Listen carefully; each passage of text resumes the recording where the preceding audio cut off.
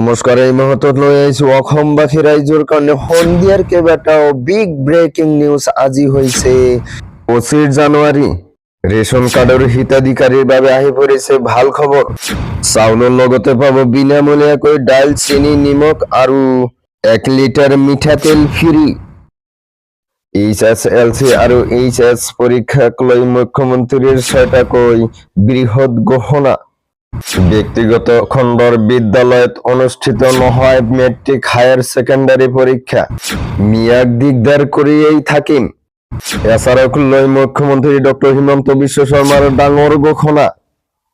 লগতে কেইটামান ৰাজনৈতিক আৰু অৰাজনৈতিক খবৰ যুগত কৰা হৈছে আজিৰ দিনটোত। গতিকে এনেবোৰ খবৰ নিতো চাই থাকিবলৈ চেনেলটো ছাবস্ক্ৰাইব কৰি ভিডিঅ'টোত এটা লাইক কৰিবলৈ নাপাহৰিব। হয় বন্ধু বান্ধৱীসকল, আজি আমাৰ প্ৰথমটো খবৰ খুবেই গুৰুত্বপূৰ্ণ খবৰ।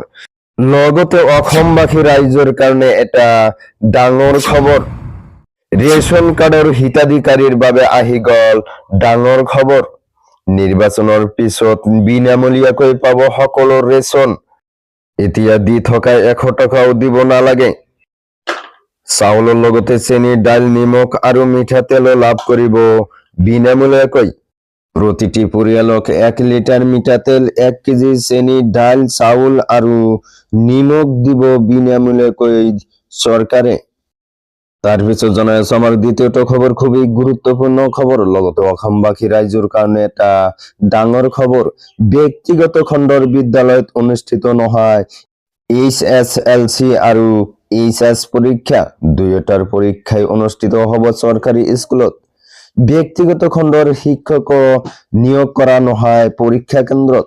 সকলো পৰীক্ষা নিৰীক্ষণ কৰিব চৰকাৰী শিক্ষকসকলে। পৰীক্ষা নিয়ন্ত্ৰণক সুকলমে পৰীক্ষা অনুষ্ঠিত কৰিবলৈ আহ্বান। মুখ্যমন্ত্ৰী ডক্টৰ হিমন্ত বিশ্ব শৰ্মাৰ ডাঙৰ ঘোষণা। তাৰ পিছত জনাই আছো আমাৰ পৰৱৰ্তীটো খবৰ, খুবেই গুৰুত্বপূৰ্ণ খবৰ।